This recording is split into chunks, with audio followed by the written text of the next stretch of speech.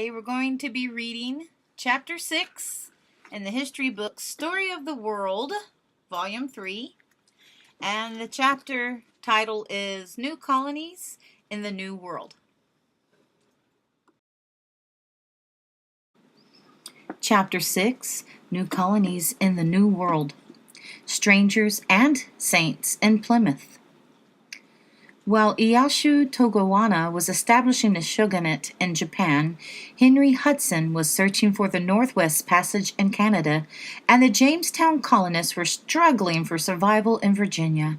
And in England, a young man named William Bradford was making a difficult decision to leave his home country forever. William Bradford was a Puritan, an English Protestant who wanted the Church of England purified of everything borrowed from the Catholic Church, including candles, incense, altars, priests, and prayer books. But unlike other Puritans, Bradford and his friends had given up hope that the Church of England would ever be purified. So they separated from the English Church and held their own services. Other Englishmen called them separatist. King James forced separatists to pay high taxes. He told separatists that they could not use church buildings. William and his friends had to meet in barns and stables, and William knew that the king's soldiers would take any opportunity to arrest him and throw him into jail. So he and the other separatists decided to leave England and go to a country where they could worship God in their own way and in freedom. Where would they go? Holland, the homeland of the Dutch, welcomed Protestants, and since Holland was so close to England, their journey would not be long. William Bradford and the other separatists packed their belongings and families into a tiny wooden ship and sailed across the North Sea to Holland. They settled down in a small Dutch town called Leyden. Here, the separatists were free to meet together in churches. They didn't have to pay extra taxes or worry about being arrested. William Bradford soon married another English separatist, a young woman named Dorothy. Together, they had a son named John. But in Leyden, little John Bradford and other separatist children learned to speak Dutch. They played with Dutch friends and learned to wear wooden shoes and to skate on the icy canals. They began to forget English and their separatist beliefs as well. Some of the children were drawn away from their parents, William Bradford later wrote. Some became soldiers, others ran away to sea, others took even worse courses, further from the ways of their fathers. William Bradford and the other separatist fathers wanted to take their families to a country where they could raise their children as good English separatists, but they couldn't go back to England. So where could they go? What about North America? They said to each other. The English who settled in Jamestown are free to do as they please. If we travel to North America, we too could establish our own colony, a place where every citizen obeys God. The journey to North America was long and dangerous, but 50 of the separatists were willing to go. Their leaders traveled back to England and went to visit rich English merchants. Supply us money to buy a boat and food, the separatists promised, and we'll share with you all the gold and jewels we find in our new homeland. Several merchants agreed to pay for the ship and supplies on one condition. The 50 separatists had to take along 60 other settlers. 50 men, women, and children couldn't establish a colony all alone. The separatists met the other settlers for the first time as they all boarded their new ship, the Mayflower. They called these new colonists strangers and called themselves saints, but William Bradford used another name. He called the whole group of settlers pilgrims, Christians on a holy quest to build a colony where God would be worshipped. Today, we often borrow Bradford's name and call the whole group of settlers, strangers and saints alike, the Pilgrims. The Mayflower sailed from England in 1620. William and Dorothy were aboard, but they left little John in Holland where he would be safe. They knew that the new colony would be a perilous place to live. After many cold, miserable days at sea, the Mayflower sighted land ahead. The Pilgrims had arrived at their new home. But before leaving the ship, the Pilgrims sat down together and drew up a set of laws for their new colony. They wanted to be sure that both strangers and saints would follow the same rules. This Mayflower Compact said that all colonists must agree together before a law could be passed, and that once laws were passed, each colonist would obey with all due submission and obedience. Almost every man on the Mayflower signed this compact, and then together the saints and the strangers elected a separatist, John Carver, to be their governor. At first, the women and children stayed on the Mayflower while Bradford and others went out exploring. Finally, the explorers found the perfect place for the new colony. Cornfields were already planted there. A fresh water stream flowed nearby. They even found the remains of a few houses made of saplings bent into arches and thrust into the ground and then covered with thick mats made of reeds. It was an Indian village, deserted several years before. They returned to the Mayflower, shouting out the news of their great find, but the women who came running to meet them were weeping. While the men were exploring, Dorothy Bradford had fallen overboard and drowned. William Bradford had little time for grief. Winter was coming, and the Pilgrims had to build log houses for their families. The work was hard and slow. The food they had brought with them from England, dried biscuits, beans, pork soaked in salt water, began to run out. They began to die from fever, scurvy, and starvation. Sometimes 2 or 3 died in one day, William Bradford wrote of these times. But then the Native Americans who lived Massasoit, chief of the Wampanoag tribe, was willing to be friendly. One of his warriors, Squanto, could speak English, so Squanto helped Massasoit and the Englishmen make a treaty in which they swore not to hurt each other. Squanto himself showed the Pilgrims how to grow crops in their new fields. William Bradford wrote, he showed them how to set the corn in the ground and how to tend it when it came up. Also, he told them if they did not put a fish in the ground with the seed for fertilizer in these long-used fields, it would come to nothing. Starvation was averted, but the young colony, which the English named Plymouth Plantation, was still a risky place to live. One hot day, Governor John Carver was laboring in the cornfields when his head began to hurt. When he came in, he lay down to rest and soon slipped into unconsciousness. Only a few days later, John Carver died. The colonists elected William Bradford to be their new leader. Bradford worked hard to make the colony successful. He planted crops, bought food from the English fishing boats that sailed by, and treated the Native Americans with friendship. By the fall of Bradford's first year as governor, the colony finally was beginning to prosper. Their crops, watched over by Squanto, had grown well, and the harvest was plentiful. The Pilgrims built fires, cooked a huge feast of corn, wild turkey, fish, and deer, and invited Massasoit and 90 Wampanoag Indians to be their guests. At this first Thanksgiving feast, the Pilgrim gave thanks to God for their survival. Soon, more Puritans would come to the New World seeking the freedom to worship God in their own way. North of Plymouth Plantation, over 2,000 Puritans formed a second Puritan settlement called the Massachusetts Bay Colony. Today, Plymouth Plantation and the Massachusetts Bay Colony are both part of the state of Massachusetts. The Dutch in the New World.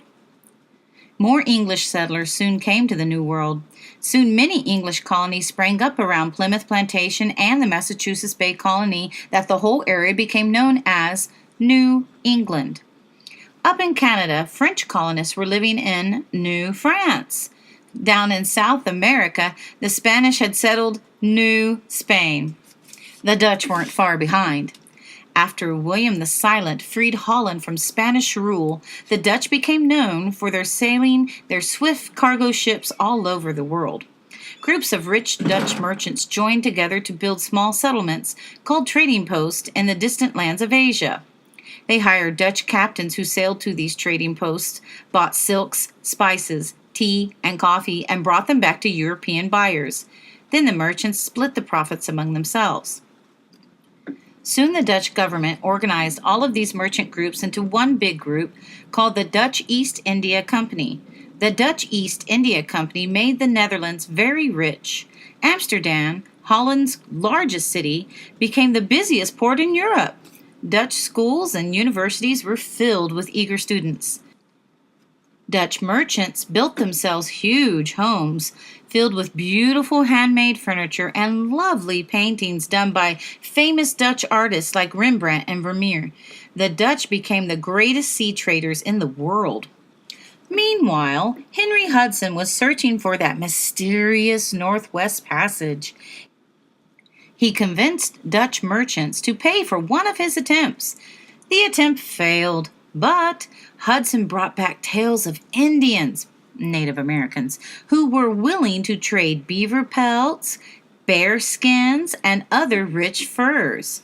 Dutch ships began to travel to the river which Hudson had explored, now called the Hudson River, offering to trade metal pots, pans, knives, and arrow points to the native tribes in exchange for beaver, mink, and bear skins. So many Dutch merchants visited the shores of the Hudson River that the area around the water became known as New Netherland. The government of Holland formed a new company, the Dutch West India Company. This company sent 30 families along with cows, sheep, corn, and wheat seeds, plows, and harvesters to settle on the banks of the Hudson River and live year-round. Soon other settlements followed. In 1624, 4 years after the Pilgrims arrived at Plymouth Plantation, the Dutch West India Company decided to build a town called New Amsterdam on an island called Manhattan Island. New Amsterdam would become the main port and the capital city of New Netherland. But a Native American tribe called the Lenape already lived on the island. So the Dutch offered the Lenape gifts in exchange for Manhattan Island. The Lenape took the gifts. According to stories told later, these goods were glass beads, pots and kettles, knives and axes, and a few rolls of cloth worth around $24. Of course, the island of Manhattan was worth far, far more. But the Lenape never intended to sell the land. They believed that land, like air, was something that everyone shared.